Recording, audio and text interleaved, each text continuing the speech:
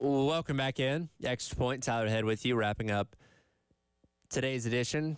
Coming up in the next hour, it's the Garnet Trust Hour.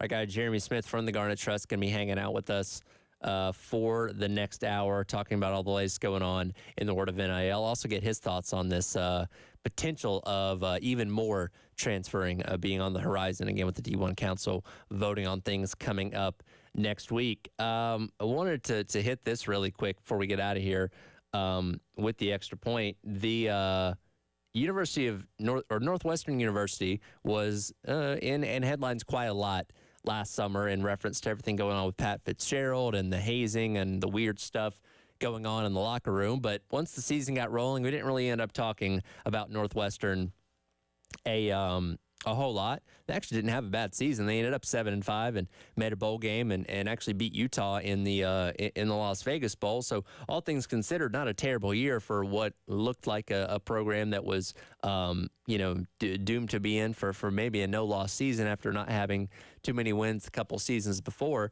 But again, they just kind of fall down the radar. Don't really end up talking about them. But I saw this story yesterday that really stuck out to me in reference to the future of Northwestern football, and they play currently at Ryan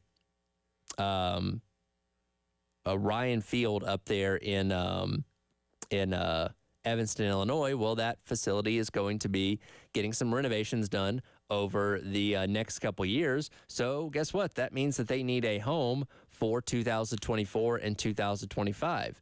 And this is leading to them playing their home games for the next two seasons primarily next to Lake Michigan. And I'm not kidding when I say that. If you've seen this picture on Twitter, it is literally a practice facility that they have that is right on the banks of the lake. Now, they do play in some of their other sports like lacrosse and soccer at this very small seat venue, and it's now going to be playing host to Big Ten football games for the next couple of years while Ryan Field is being worked on. And when I heard this initially, the first thought that popped in my head was I always loved when the NHL does its winter series where they do the outside stuff, and when they were up at Lake Tahoe a couple years ago. And that was during COVID where you didn't have to worry about fans and all that kind of stuff, but a completely picturesque scene of hockey being played right next to this frozen lake. And I never thought the possibility would exist for major football to be played in a similar type of venue, but Northwestern going to get that opportunity, again, playing quite literally on the banks of Lake Michigan. Now they're going to bring in some temporary seating and stuff to kind of fill out the stands a little bit more. So it's not just being played on the practice field, but the thought of some of these big time programs from the Big Ten coming in and playing, on what's essentially a high school type of stadium as far as capacity and stuff is kind of funny to think about at the end of the day. Now there's a possibility of playing some games at places like Wrigley and maybe even Soldier Field in the Chicago area too, but the vast majority of their games can be played at this facility right next to the water up there in Evanston. And looking at their home games for this upcoming year, particularly when it comes to the Big Ten, they can play host to Indiana, play host to Wisconsin, play host to Ohio State. That game would probably end up getting moved, and then play host to Illinois to wrap up the regular season. Well, Northwestern's not a team that or a program that typically has a lot of fans in general coming to their games. This past year, they averaged about 17,500 fans per game, which is the lowest mark in the Big Ten. And in looking up some stuff for this segment here, I actually came across this story about Penn State last year, who, in reference to practicing for Northwestern, where a lot of programs will pipe in a lot of noise and stuff, they're going into a rowdy environment to anticipate for the extra noise taking place over the course of their upcoming game. Penn State, whose Beaver Stadium has a capacity of over 100,000, was having quiet practices to prepare for playing Northwestern because that's how little noise comes from the fans in attendance when you only have 17,000 in a giant Big Ten venue. And I can't imagine they're going to be pulling in too many more people to watch these games out at the lake. Though, again, they did end up having a better season a season ago than we than we otherwise thought they might. But it's going to be picturesque. It's going to be beautiful. I think it's going to be a great setting. Just maybe not the most rowdy and raucous environment in terms of having a home field advantage. I hope with the new EA Sports video game that is set to come out in July of this year, though I imagine they would probably already have the stadium in the game. If there's an option to have like a second like home field for Northwestern where you can play next to Lake, I think that'd be really, really cool. But you know, it's just kind of funny thinking about in hindsight that kind of similar to Hawaii, what they've done now that Aloha Stadium has been deemed uninhabitable for playing sports in as of right now, that they're playing at like a community college field out there. I watched a little bit of the Hawaii Bowl last year, and it was just really weird when you kind of get used to them playing in one of those bigger stadiums like Aloha Stadium is, to play in the small, intimate venue like they do now. Northwestern's kind of taking the same path, at least for the next couple seasons, as Ryan Field is being renovated out there in Evanston, Illinois. But as much as I don't think they would play Penn State in like a 10,000 seat venue next to the lake, I would love to see that, because that would just be add to the charm of what college football is. You know what I mean? Quirky things like this that you would, I want to say you would never see in like the NFL, because the Chargers did play at that soccer stadium when they first moved out to LA a couple years ago. Just not as prevalent in a professional sport as these kind of things do tend to happen in college. But regardless, it is kind of funny thinking about more than anything else, Northwestern playing at a small venue next to the lake, Michigan, for the next couple seasons as far as most of their home games go. That'll do it for today's edition of the Extra Point. Coming up next, as I mentioned, it is the Garnet Trust Hour. Our guy Jeremy Smith from the Garnet Trust can be hanging out with us, get the latest update on everything going on with NIL, including a lot of great new Garnet Trust athletes that have been signed here in the past week or so. We'll dive into all that with him coming up next, right here on The Game.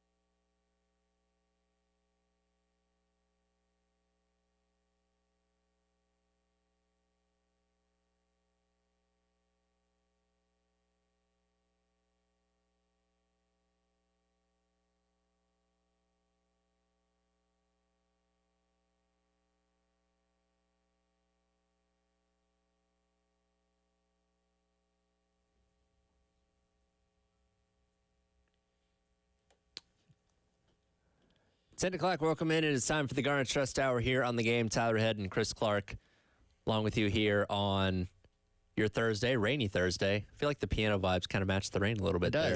Yeah, very. Chris is very critical of our music.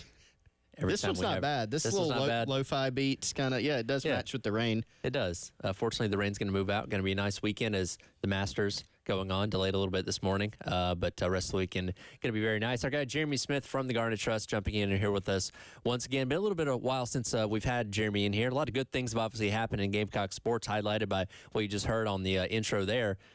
The women winning the national championship on Sunday, capping off the perfect season. What was your insight on that and viewing that from your perspective?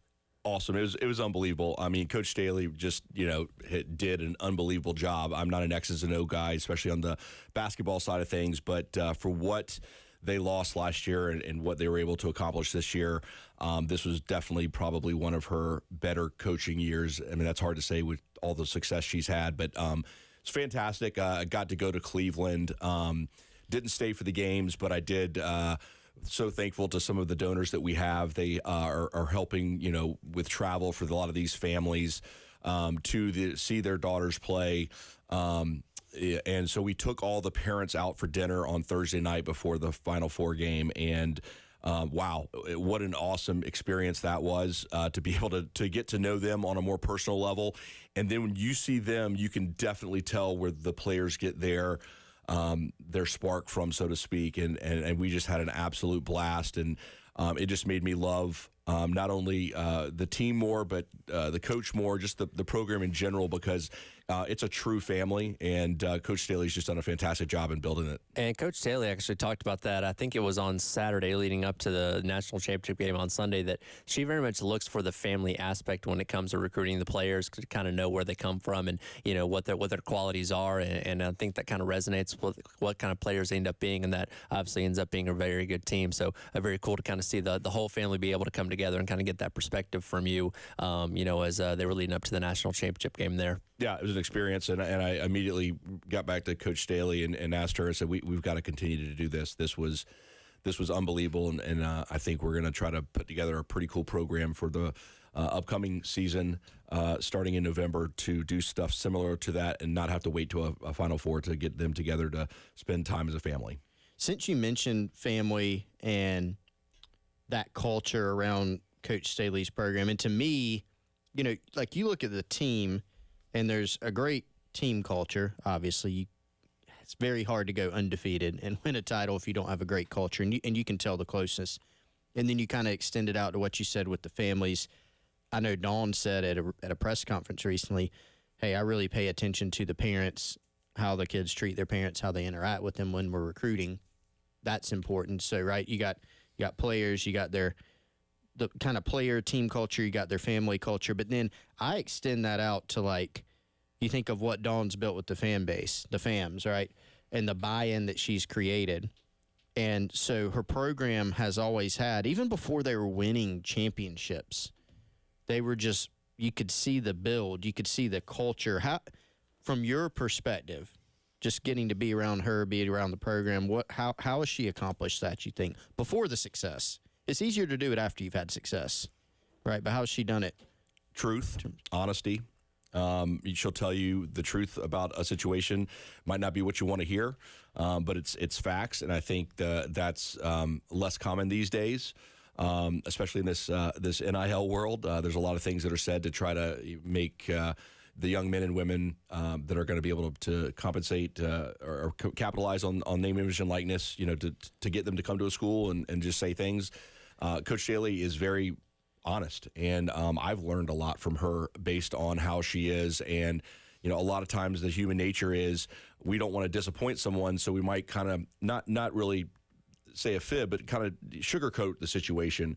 And she's like, why do that? I might not like your answer, but at least I know that's the truth. And I was just, it really resonated with me, and I look at that and say, you know what, that's how we should be, and we have been with the Garnet Trust. But there's a ton of value in saying the truth and being honest with people. So we've talked so much about the growth of women's basketball this year and highlighted by the 18 million people that viewed the national championship game on Sunday. Of course, South Carolina has been at the forefront of women's basketball for a long time, so it's nothing new to the local community here. But when talking about the overall growth of the sport itself, what does that mean from the perspective of NIL, specifically when it comes to the Garnet Trust? Oh, it's amazing. I mean, the narratives, the storylines that were there for women's basketball this season. I mean, the ratings obviously showed that they were absolutely unbelievable.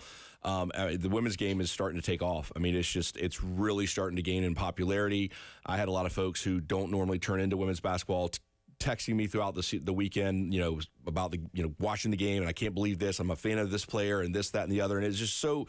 It's so exciting, but with that success, the donors do step up, and we've been able to capitalize on that with some T-shirt sales that we've had. A Love T-shirt that you can get on Palmetto Shirt Company's website right now. The money of that goes to the women's basketball team. Several donors have stepped up and said, we believe in the process and what you're doing for the program. Coach, we want to make sure that we provide you with the resources you need to be successful from an NIL perspective. So, I mean, it's been overwhelming over the past, not even full week now. It's also been interesting, and I was asking you off air, there's a story that came out recently from John Talty, and I think it was mainly talking about men's basketball NIL, but one of the points that it made was, hey, there were a lot of schools that were big spenders in NIL last year that were sitting at home in March.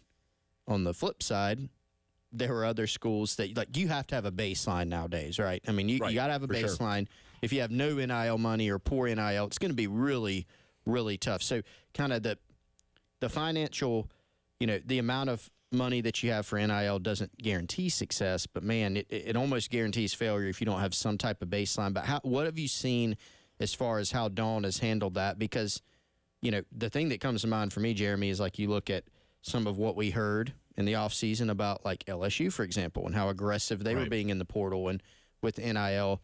How has she been able to kind of, navigate those where, yes, NIL is something you got to participate in, you got to have it, but you also got to be careful with it?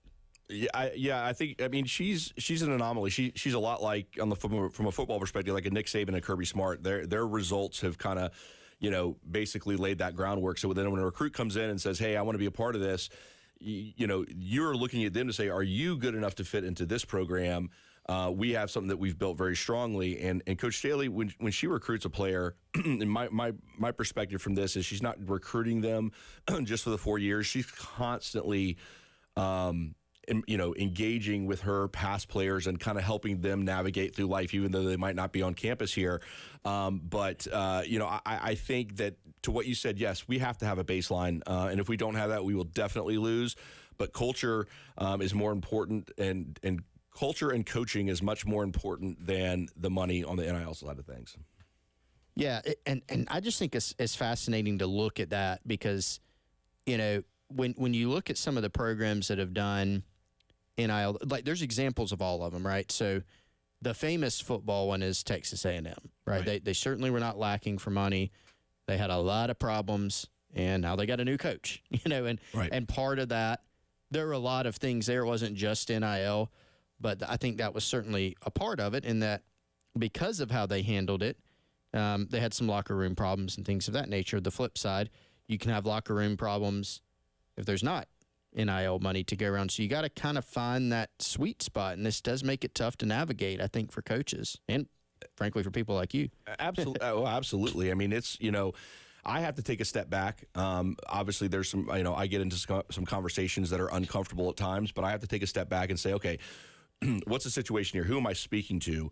Oh, it's an 18-year-old who basically has never had a lot of opportunity to do stuff like this. They don't know how to manage that. So what we've put on ourselves, on our shoulders, is to really work hard with the individual teams and within their resources in the organizations to ensure that the players are getting that education, and it's not a process that's going to happen, next week or next month. It's going to take years to try to get them to fully understand. We're putting things into place now, again, with the financial side of things to make sure that they're spending their money wisely and things like that. It's not a perfect science. We are learning new things every single day, but we feel like we're on track to really build something special here.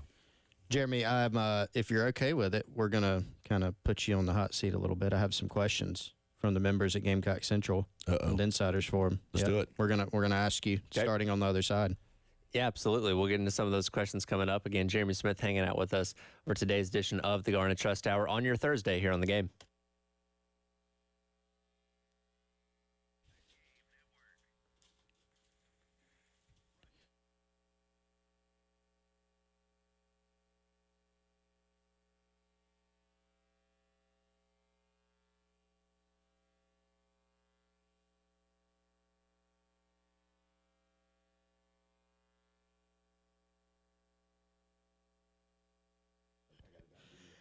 I want to tell you about our friends over at Integrated Media. Just saw them, as you guys know, out at Pro Swing earlier this week, right beside their shop out there. And you can actually go out to Integrated Media, Snapdragon Court in Chapin.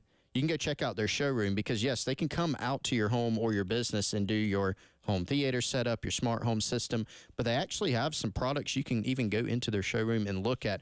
You don't have to go to the big box stores. You can use a local vendor to source your televisions, your wireless speakers, your smart home system, security and cameras. They've actually been doing a lot of security and camera setups from what Michael at Integrated Media tells me. 803-948-8327 or integratedmediainc.com. That's where you can go to learn more about their services, everything from mounting a television to a security system to complete smart home solutions. Michael, Nathan, and the team at Integrated Media, they can do it for you. Again, that's 803-948-8327 or integratedmediainc.com.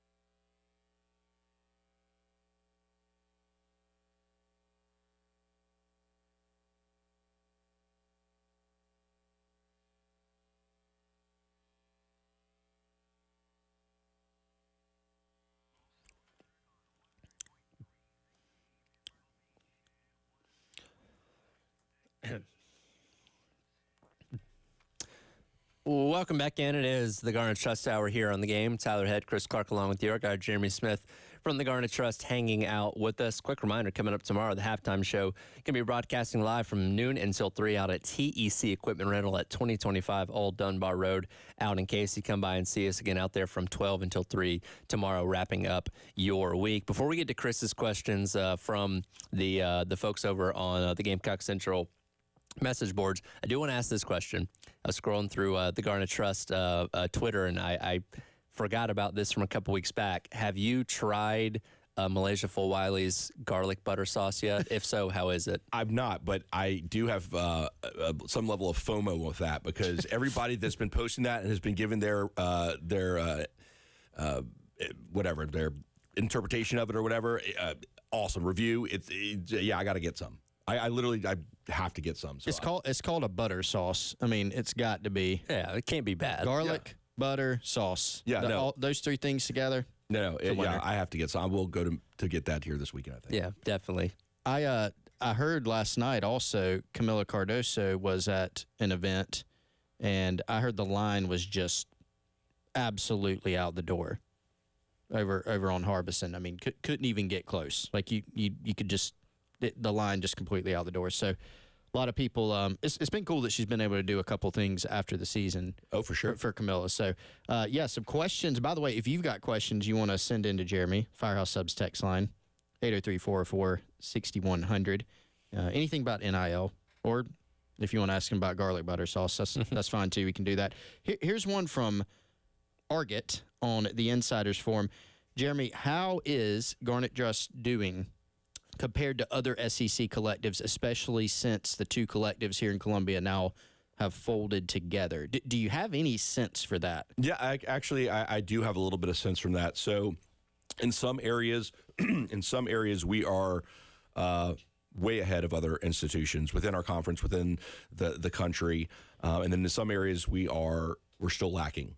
And it's not just, it's getting to be a sports specific thing now. It's not like last year we weren't not bringing in the revenue we thought we needed to stay competitive in this field. But now we are in a lot of sports, and then in some sports we're not doing as well as we should. Some of that's just because of the sheer size of a roster. Yeah. So that too plays a little bit of part into it. But I talk a lot about the sustainability, and we've been working really hard behind the scenes to build a model that will allow us to sustain, to actually make money so that we can compensate these players on their name, image, and likeness and not have to go to the donors to ask for that. We think we have kind of figured that out to some extent, and I'm working diligently with the university to try to put those pieces together and roll those out when appropriate. But from a structure standpoint, I think we're ahead of a lot of other institutions. I think from a fundraising standpoint, I think we are close with many sports, and we're still deficient in some others. Now, off of that, we know you have relationships with a lot of these other collectives, not only around the SEC, but around the country. When you're talking to these other collectives, are you talking specific numbers? Is it more kind of a general thing? Like, how do those conversations go? When we first kind of started getting together, it was very quiet on the specific front. But as we get to know each other and we trust each other, we are becoming a little bit more open with our dialogue. We are finding out very quickly, a player that might come to South Carolina and say that this school offered me this amount of money. I can go straight to that school and say, "Did you opt?" No, they didn't. We're able to kind of get through that. Now, with that being said, and not coming down on the athlete, because they might have been told by somebody in that institution they were going to get that kind of money, but Sure. At the end of the day, they were never going to pay that kind of money. So again, there's a lot of stuff out there that's still really, really gray, and you don't know the truth from the lie, but we're getting better. And yes, we do talk a little bit more specifically with the other collectives about the financial side of things. Charlie Baker, the not new anymore, but newish president of the NCAA, he has continued to push forward this idea of, kind of a directory may not be the right word, maybe database is the right word, kind of a blind database of deals, basically. Mm-hmm. Right. So presumably, this is kind of how I assume from what I have read that it would work, and that would be that, you could log on and it's not going to say, hey, Tyler Head got $100,000, right? But it's going to say, That'd be nice. yeah, if anybody would like to give Tyler $100,000 for an NIL deal. But basically, it would say, hey, here's a deal at, I don't know if it'd be a specific school, specific conference, sport, et cetera. They'd be segmented somehow without giving names. Would you be in favor of that? I would absolutely be in favor of that. I know a lot of my friends and colleagues in the industry would not be want that out there, and I think part of that is because their recipe right now is to deceive and to try to do it, try to make things out to be what they're really, really not. But yes, I would love to do that. I would definitely not want it to be specific to a player. I think it could be a position group, where they fall in that position group as far as a starter, second, third, guy, and the conference, and leave it at that, and then have a range. So if you're a starting quarterback for the SEC, the range of athletes are getting paid between X and Y. If you're a second string, between X and Y, and just do an average of that. I think that would be extremely helpful. It would keep us, a little bit more honest with one another, and it would definitely keep these numbers from getting out of control. So if there's a fan out there, to go back to your original answer to the question that was posed here from the Insiders Forum, if there's a fan out there hearing, hey, we're a little bit behind, do you want to go into a little bit more specifics or no of, hey, if you're kind of making your pitch, we need more for this particular sport or that particular sport. This is where we need to get better. Yeah, we need more. We need more for football. I mean, be square. I mean, we have a lot of guys on that roster. There's 85 scholarships on football compared to 13 on basketball and so forth. And so just with the size of that roster and the amount of athletes that play on the field in a given game, the numbers are just higher. Mm-hmm. And we are so thankful for the success that we've had in basketball and had so much supporter success in that. But we definitely now need to start turning our eyes a little bit towards football. The portal is opening next week. It'll be open for 14 days. And there's a lot of chatter out there that there's going to be athletes from all over the country who are going to jump in the portal for various reasons. We want to make sure that doesn't happen here. So if anyone has been thinking about, giving or supporting us, you can reach out to me at info@garnettrust.com or go to our website, garnettrust.com or garnettrustfoundation.org and give. Time is of the essence for football. We want to make sure we are in a good spot come May 1st, and we can start preparing for the upcoming fall season. I think the roster as it stands today is extremely strong. They've been able to fill some gaps they've needed to. So I think we would be, if you plan on coming to Willie B in the fall and you want to see a team win, if you guys have thought about any kind of support for us, please think about doing that as soon as possible. Again, reach out to us. Let us know how we can help you or explain things to you. We'd be more than happy to do that. I'm glad you brought up the transfer portal. I talked about this in the last hour that next week the Division I Council is going to vote on new rules with the transfer portal. As we know, there's been this temporary change based on lawsuits levied against the NCAA at the end of last year that opened up the transfer portal to not having to sit out, transferring within this window. But it looks like we could be on the cusp of that being full-time thing where there is no limits on your transfers. You don't have to sit out even if you're an undergrad. What does that look like from y'all's perspective, and how much more difficult would that potentially make things if now everybody kind of has free reign to go wherever they want year in, year out? Yeah, I mean, on the surface, it stinks. I don't think there should be two portals personally. And of the ones they have, I think the one portal should not be till after the bowl season. We should find the timing that's right for everybody. I know that it's difficult in January because every school starts at a different time. You have to be on campus for the drop ad and things like that. So that could make that desire of mine a little less workable. But I just don't like the fact that there's two portals. Now, with that being said, if it's the world we're living in, we can't bury our head in the sand. We have to figure out how we're going to deal with that. So maybe the contracts become a little bit worded a little bit differently to where if an athlete comes in from a portal, that they, if they leave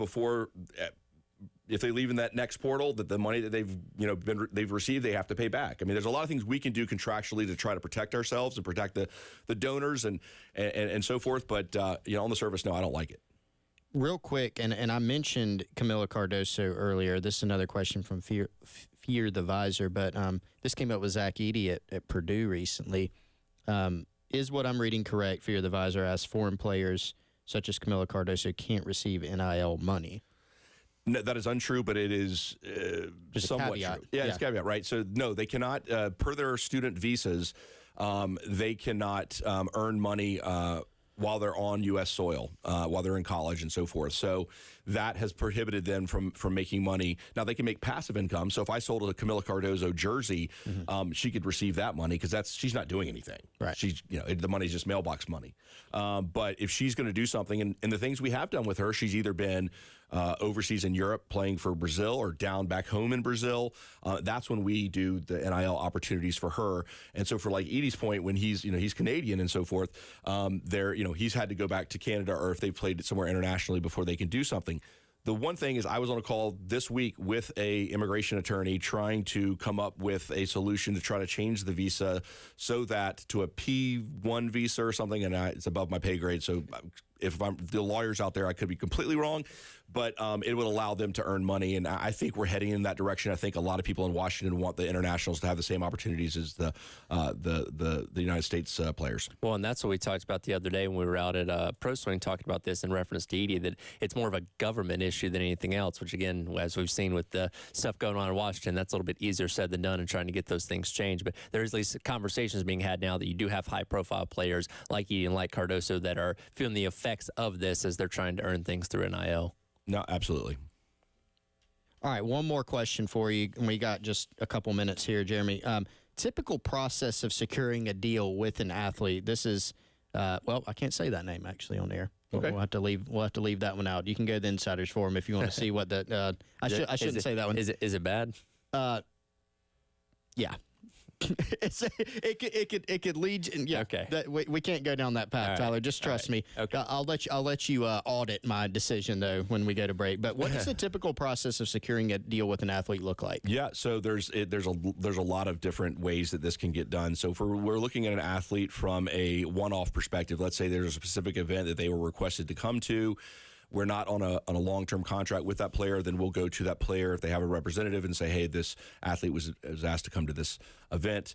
Try to come up with a contract and numbers that make sense for them to attend, fill out the contract, they attend, they get paid. For those who are going under a much larger contract, we do work with the coaches. We ask the coaches, who are your priorities and how would you rate those priorities? Where do you think they should come in? Here's the data we have of what folks in that area are getting paid. Where do you feel comfortable paying them? Ultimately come to an agreement between the coaching staff and us on where we think this is where this player falls. And then we'll reach out to the player and their representation. If they don't have that, if they're just with their families, which most of them are, which is great, we'll work with the families and we'll sit down with them. We'll go through everything, explain how that works, give them a chance to give some feedback. If there's some adjustments that need to be made, we take those into consideration as well, just like any kind of contract negotiation. And then ultimately, when we come to agreement, we'll get them to sign it. And we put it out there that we have an agreement with an athlete. And those are long-term agreements that usually last for a calendar year or throughout a season. It is the Garnet Trust Hour. He is Jeremy Smith from the Garnet Trust. Tyler Head and Chris Clark along with you. Thursday rolls on here on The Game.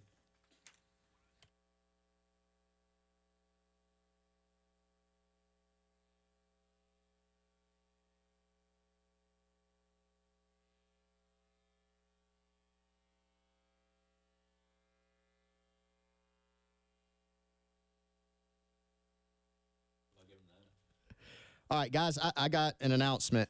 I had yesterday the new barbecue Cuban sub from Firehouse Subs. Jeremy's sitting here looking at it on my computer. He wants it. I mean, he'll probably get me to place an order on firehousesubs.com or on the Firehouse Subs app before he leaves and go pick it up on the way out of the station because USC campus location at 633 Main, it is opening in 1 minute. So go ahead and get it. The barbecue Cuban sub, Southern Roots with a Cuban twist. There's a lot going on here. Of course, it's on the toasted sub. It's got the spicy pickles on top. It's got the sauce. It's got the barbecue. It's got the honey ham and mayo and cheese. It is absolutely outstanding. Go check it out, firehousesubs.com or the Firehouse Subs app. You can sign up for a rewards account, earn yourself some rewards on every Firehouse Subs purchase. The barbecue Cuban sub, it is back for a limited time. Firehousesubs.com or the Firehouse Subs app. Get it today.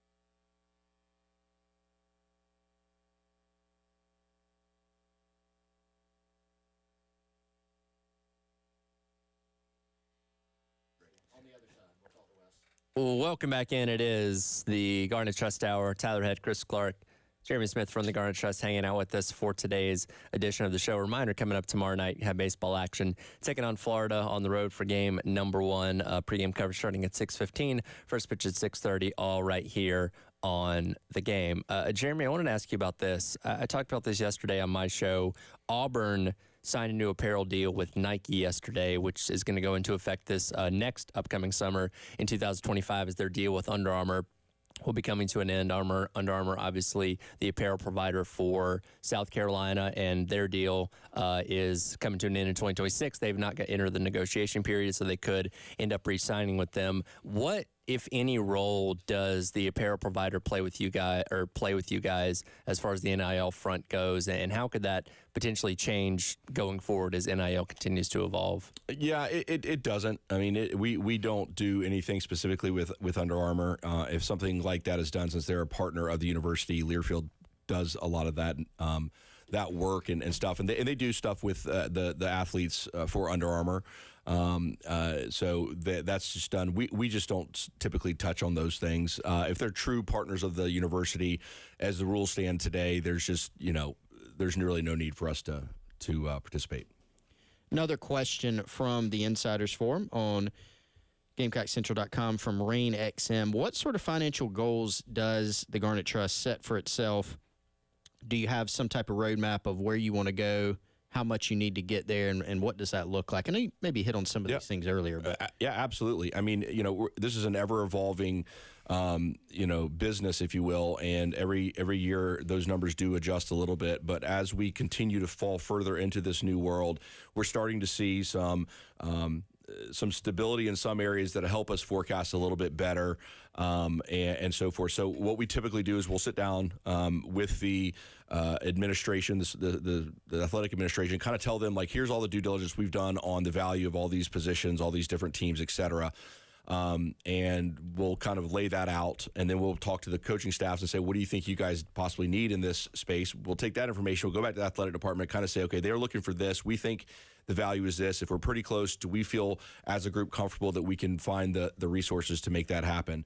And then ultimately that's how we decide what's going to be paid and so forth. But again, we're in a world right now where donors are funding the majority of this, and that's just not sustainable. Are we going to have to do that probably for the next 6 to 12 months? Yes. But after that, we should be making money so that it pays for the athletes in their NIL. I got a question here on Twitter. This coming in from David, and he asked, could you write in the NIL deals that the athlete has to stay for more than a year to get the full payout from the NIL deal? Because you said contracts range anywhere from a year to the specific seasons themselves. Yeah, absolutely. Yeah, we literally could do whatever we feel is in the best interest of the money that we're putting out there. We also want it to be fair.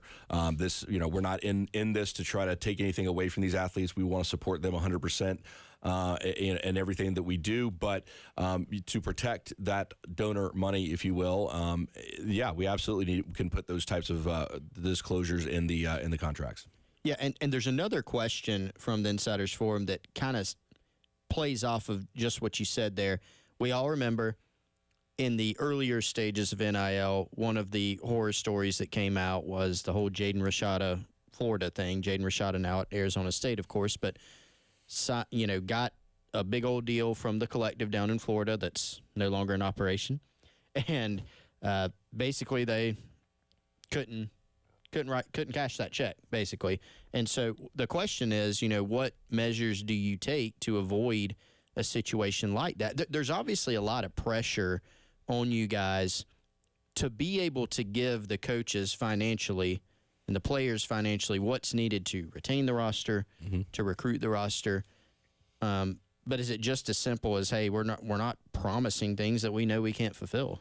Yeah, I mean, to some extent, that's absolutely correct. I mean, we would have never ever offered a player the numbers that were put out there on the Jalen Rashada piece. But one piece to that, to where that kind of also fell apart, was there was multiple collectives, and they were all saying, I'll take this much, I'll take on this much, I'll take on this much debt, and we'll raise money. When someone backed off, then all of a sudden the other one said, well, we can't pick up that extra money. We can't do this. So they backed out, and that's how that kind of fell apart too. So having one collective, part of the reason why we've come together as one collective, again, it streamlines everything. It gets less confusion, et cetera. But yeah, I mean, it's kind of a leap of faith to some degree. We have to be comfortable in what we're doing. We all have to kind of shake our heads and say, yeah, I'm going to take some level of responsibility for this if it doesn't get raised.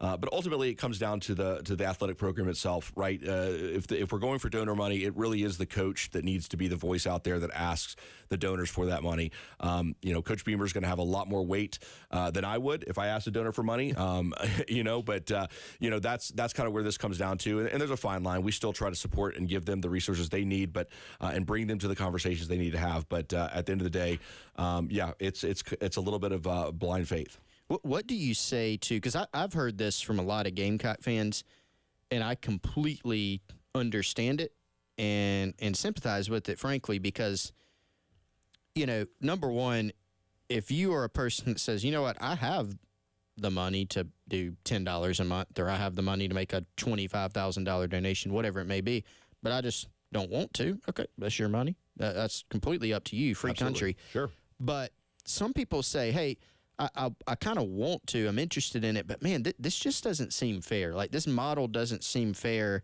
because, college athletics and these schools are making lots of money. Right. Right. The athletes are not making as much money in many instances across the board, most of them, as maybe some people think. Right. And then you've got coaches making, a lot in a lot of instances, millions of dollars, administrators making lots of money too. And so the fans are going, wait a minute, why is it on us to fund this? So what do you say to somebody who brings forth that concern? Yeah, I'm 100% sympathetic with them. I mean, it was not meant to be asking the donors for that. Unfortunately, there was so little rules put in favor, and there's so many lawsuits out there, the NCAA kind of just threw up their hands. And as they continue to try to push new rules and so forth, they get challenged with lawsuits and so forth. So it's made things really, really difficult. But at this end of the day, I think when you have institution conferences and so forth sitting down at the table with their colleagues and they're talking about how can we kind of make this more streamlined, the donor piece is really starting to come out of those conversations, and maybe it is revenue sharing. And I think that personally is going to be the next piece of this. The SEC schools get a pretty large check from the SEC and from their media with ABC, ESPN every year, and some of that money needs to be distributed to the athletes. That's where I fairly believe it is. I think that's partially why we're here. If the school's getting a check for $60 million, then the folks hitting the home runs, scoring the touchdowns, making the tackles, making the baskets. I mean, they're the ones who are actually doing the on-the-field work, on-the-court work, et cetera. I think they need to be compensated for that. So I think you're going to start seeing revenue share come in. That's going to help offset a lot of this too. But I get it. But at the same time, again, we could bury our head in the sand and pretend it will go away when it won't. And if you enjoy watching the Gamecocks play basketball, football, soccer, et cetera, and you want to see a winning team on the field, we have to hit that bare minimum that we talked about a little bit earlier. And so if you want to see that, your $10 is needed today. Is your $10 going to be needed tomorrow? The answer is, I hope it doesn't. I think we're all in agreement. The revenue sharing is definitely coming somewhere down the line. Being that you're in this every single day, what, if any, kind of timeline would you personally put on that of seeing those kind of things change? Yeah, I think a lot of it too depends on state laws. Some states will, based on their state law, supersedes the NCAA rules, and it will allow schools to start divvying up some of that rev share as soon as they want to. I think there's a lot of considerations based on where that money is going today once it gets into the ecosystem of the institution on the university side or the athletic side, how that gets split up. I think that's going to take some time. I think you're going to see an announcement sometime this year. I think you'll have some idea of what that's going to look like, but how it's distributed and how much of it is distributed, I don't think we're going to probably see that till 2025. Gotcha. We'll come back and wrap up today's edition of the Garnet Trust Hour. Jeremy Smith from the Garnet Trust hanging out with myself and Chris Clark here on your Thursday on the Game.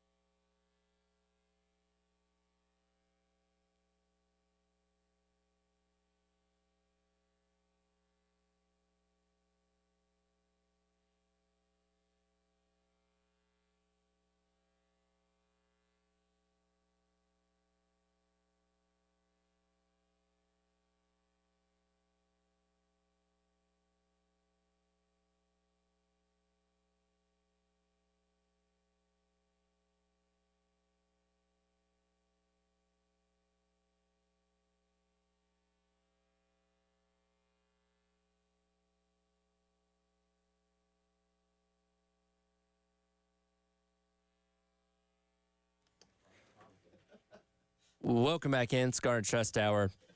Tyler Ed, Chris Clark, hanging out with Jeremy Smith from the Garnet Trust for a couple more minutes here, wrapping up today's edition of the show. We talked a lot about basketball a little bit earlier on. You guys have signed new deals with a couple of guys from the team who we know will be back next season. Colin Murray-Bowles, that was a little while back, but more recently, Jacoby Wright and Zachary Davis as well. Three guys that are going to be obviously key pieces to Lamont Paris's team coming up next year. Absolutely. Yeah. Very excited about that.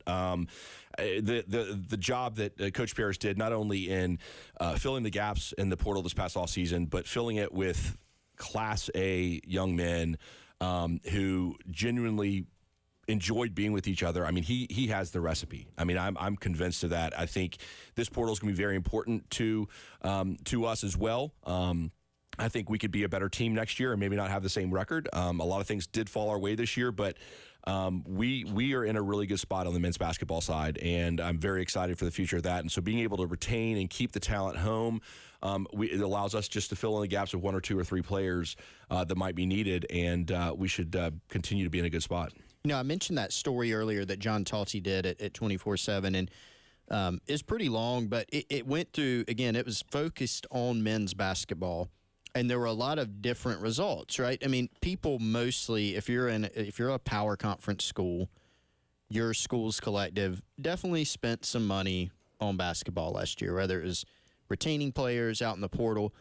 But it gave a lot of examples of, hey, this school was really, really portal heavy and it worked, or this school was really, really portal heavy and it didn't work, and tried to give some context in that. But when I look at South Carolina, and let's go back to last year and then talk about this year, I thought they did a great job in the portal because of the types of players that they added. Absolutely. And then we're able to integrate them with some guys that were already on the roster that continued to develop. So, Jacoby Wright, Colin Murray-Bowles coming in as a freshman, Zach Davis, and then you bring in guys like Talon Cooper, who'd played 150 games before he even got here. Right. So when you look at next year, we obviously don't know for sure who will be coming in on this roster, but how do you see Lamont Paris with his portal strategy?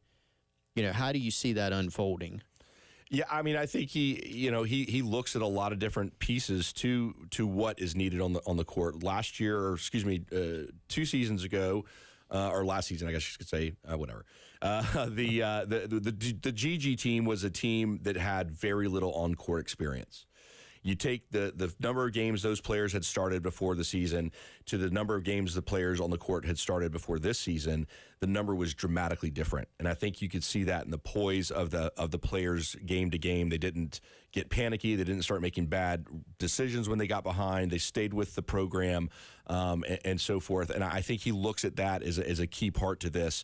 Also, do they fit the style of play? Do they fit the length they need to be, et cetera? And again, I continue to go back to if NIL is going to be your leading factor to try to become a successful program, you might be able to do it once, but it's not going to be a consistent thing. It's just really not. It has to be the players to make sure they fit the culture that you're looking to build, the style you're looking to play, et cetera, and then bring NIL in as a component of that. We had this conversation with Mark a while back about the difference between talking to freshmen, football players compared to ones that have been around for a while. What's the difference, if anything, on the basketball side as bring in a guy like B.J. Mack and Talon Cooper that have been around the game for a long time and kind of assessing what their needs and what their desires are from an NIL standpoint as opposed to a freshman coming in like Colin Murray-Bowles? Yeah, basketball is still a little bit of a difficult one for me to get my arms around because there's so many different variables. Like in basketball, they can play 1 year and leave, right? So, is the value of the player for 1 year really worth it if they have no experience, as a freshman? That's up to the coaches to decide. That's not mine or Mark's decision to make. But if they feel like it's warranted, then we'll try to figure out what the value of an athlete of that level is in and around the country within a range.